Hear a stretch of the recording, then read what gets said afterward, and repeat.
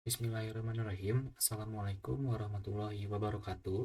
Di sini saya Muhammad Azkar Luftansa dengan NIM 2407504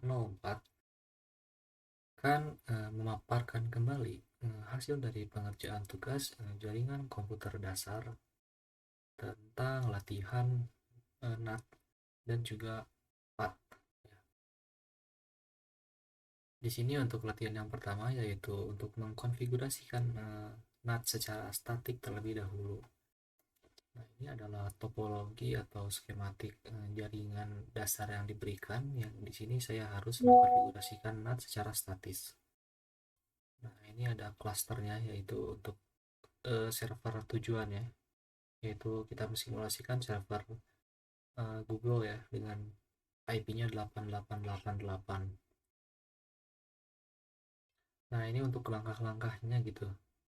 Nah, yang pertama tentu saja untuk mengkonfigurasikan IP untuk masing-masing host pada jaringan lokal ya. Di sini sudah diberikan alokasinya. Di mana di sini network ID-nya yaitu 192.168.168.10. Lalu di sini juga setiap PC nanti sudah dialokasikan atau sudah disediakan nantinya IP inside globalnya, yang mana setiap host nanti akan berbeda-beda. Nah, untuk langkah kedua di sini yaitu mengkonfigurasikan IP untuk interface router, di mana nantinya pada interface router di sini ada yang mengarah ke dalam yaitu untuk inside, dan yang mengarah ke internet itu untuk outside. Di mana untuk inside di sini menggunakan gateway-nya itu 192.168.1.1, untuk outside-nya menggunakan 20.20.20.1. Ya, ini adalah sintaks atau CLI yang digunakan. Lalu untuk langkah ketiga, kita akan mengkonfigurasikan IP untuk server tujuan di internet dengan network ID 888.1 ya. Ini adalah IP gateway untuk router di servernya nanti yang tujuannya. Lalu untuk nomor 4, langkah keempat, di sini baru kita mulai mengkonfigurasikan NAT statis atau NAT secara statik untuk setiap host yang akan kita hubungkan ke internet. Jadi untuk NAT statis ini setiap host akan mempunyai IP inside global yang berbeda-beda. Di sini seperti untuk PC yang satu di sini menggunakan 20.20.20.50. Sedangkan PC 2 ini menggunakan 20.20.20.100. Sedangkan PC terakhir kita tidak akan mengkoneksikannya ke internet. Nah, ini untuk langkah kelima, di sini untuk proses routing ke internet. Oh ya, tadi untuk langkah keempat ini adalah sintaksnya gitu. Kita menggunakan sintaks IP NAT inside source static.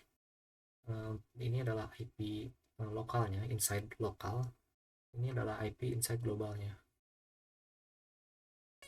Nah, ini adalah selanjutnya kita tinggal routing ke internet. Di sini kita menggunakan 0000 karena jaringan internet itu kan luas gitu ya. Jadi agar dapat menjangkau keseluruhannya. Lalu ini adalah next hopnya, kita menggunakan interface dari yang router di cluster 0 ini, itu 20.20.22 untuk next hopnya. Nah, ini udah selesai, tapi kita bisa mencoba men-setup DNS dan juga HTTP service pada server agar kita dapat mencoba mengakses web servernya. Jadi kita bisa akses misalnya domain google.com melewati browser. Nah, langkahnya itu yang pertama kita aktifkan dulu nih service dari HTTP-nya. Nah, ketika sudah aktif, kita selanjutnya kita berikan DNS, yang mana di sini kita kasih nama adalah google.com ya, agar sesuai dengan nyata, dimana DNS-nya itu adalah 8888. Nah, udah. Selanjutnya itu dilakukan pengujian. Sini saya setelah melakukan ping untuk kedua PC ya. Di sini PC yang pertama ini udah berhasil mencoba ping ke 8888, dan juga PC kedua itu kita juga berhasil ya. Ya, berarti ini sudah terkoneksi ke internet, dan jika dicoba menggunakan PC ketiga hasilnya akan gagal. Cuma di sini tidak saya cantumkan. Nah, ini ketika saya coba akses web servernya di browser untuk hostnya. Di sini muncul ya HTTP-nya atau tampilan HTML-nya. Oke, mungkin langsung aja lanjut ke latihan yang kedua, yaitu mengkonfigurasikan NAT secara dinamis ya. Kalau sebelumnya kan secara statis. Nah, kurang lebih skematik dasarnya itu sama ya, beserta dengan alokasi IP lokal dan juga interface-nya kurang lebih sama. Ini juga untuk servernya yaitu 8888. Nah, jadi untuk langkah-langkahnya gitu untuk mengkonfigurasikan NAT secara dinamis, ya di sini saya langsung aja gitu ke langkah utamanya gitu, karena kan sebelumnya sudah di setup untuk seperti konfigurasi dasar. Nah, untuk langkah utama untuk ini tuh kita untuk NAT dinamis itu kita harus membuat poolnya terlebih dahulu, karena memang cara kerjanya itu seperti itu. Jadi pool ini adalah tentang IP global yang akan dialokasikan untuk hostnya secara otomatis nanti. Nah, ini adalah sintaks yang digunakan, IP NAT pool. NAT pool ini adalah nama poolnya dan kita bebas sesuai keinginan kita. Lalu untuk rentangnya ini berarti dari 20, 20, 20, 50 sampai 20, 20, 20, 100, dan netmaxnya kita pakai prefix 24. Nah, selanjutnya di sini kita memasukkan IP atau networknya itu ke ACL, dimana kita di sini menggunakan list 1. Ya, berikut adalah sintaksnya ya, access list 1 permit, lalu IP atau network ID-nya, dan di sini adalah wildcard ya, untuk karena access list ini bukan mengurutkan tapi cara kerjanya itu matching ya, memang perlu memakai pola wildcard. Lalu untuk langkah yang ketiga di sini kita menghubungkan ACL yang tadi kita udah buat gitu ke pool yang juga kita udah buat sebelumnya, yaitu IP NAT site source list 1 nama poolnya. Tanpa menggunakan sintaks ini, router atau NAT itu tidak akan tahu network mana yang akan ditranslatekan ke pool mana. Sehingga ini itu sangat penting ya untuk memastikan kalau NAT dinamis konfigurasinya itu berhasil. Nah, sudah. Dan ini selanjutnya tinggal dilakukan pengujian seperti biasa, dan ini saya coba cek untuk setiap PC dan berhasil. Ini adalah tampilan web browser ketika saya akses gitu ya, karena kan tadi di awal udah dilakukan konfigurasi HTTP dan DNS-nya. Nah, yang terakhir, latihan terakhir yaitu untuk mengkonfigurasi path ya, atau port address translation. Ini juga sama, istilahnya sama dengan network not dynamic overload. Dan juga di sini nanti akan untuk alokasi IP-nya akan mencoba menggunakan DHCP. Kalau sebelum-sebelumnya itu kan menggunakan statik.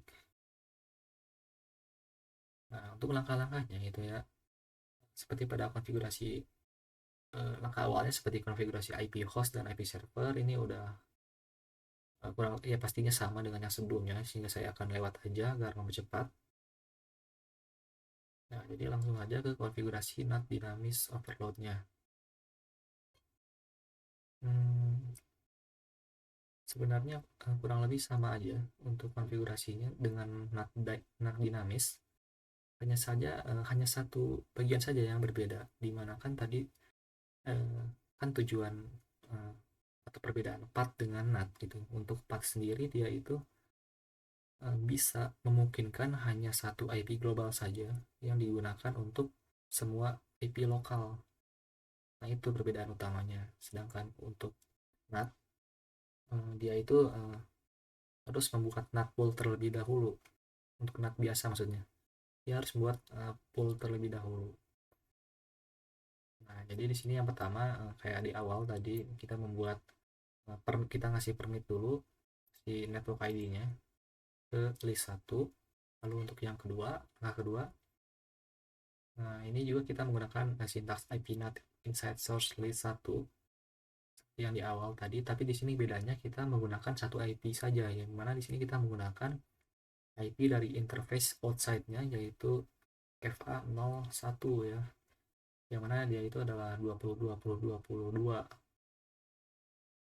yang ini 20 maksudnya di sini.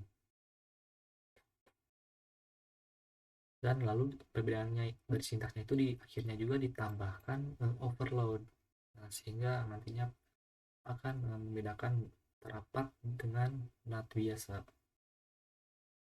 Nah ini mungkin itu aja yang berbeda dengan NAT dinamis biasa.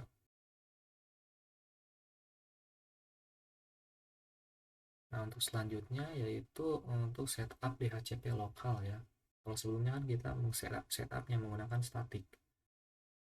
Nah untuk langkah-langkahnya di sini kita juga bisa membuat, kita akan membuat poolnya yaitu rentang IP lokalnya yang akan dialokasikan ke host yang terhubung secara otomatis nanti. Kita kasih poolnya itu yaitu 192.168.1.0 sampai 255 255 255. Ini untuk netmask ya maksudnya, maaf. Jadi ini maksudnya kita set ngasih network ID-nya, lalu kita kasih gateway-nya yaitu 192.168.1.1, lalu kasih DNS servernya 8888.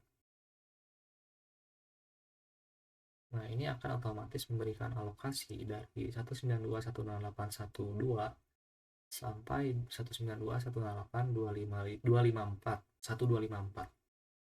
Karena kan untuk 1.1 dan 1.0 udah dipakai, yaitu untuk network ID dan juga gateway.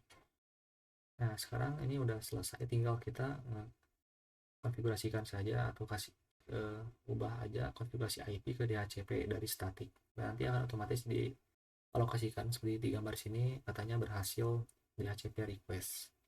Dan otomatis diberikan IP yang tersedia dari pool. Ini adalah pengujiannya ya, selanjutnya kita udah coba untuk setiap PC dan berhasil semua. Dan ini untuk coba akses ke web browser juga berhasil. Nah, mungkin sekian saja hasil pemaparan tugas dari saya. Ya sekian, assalamualaikum warahmatullahi wabarakatuh.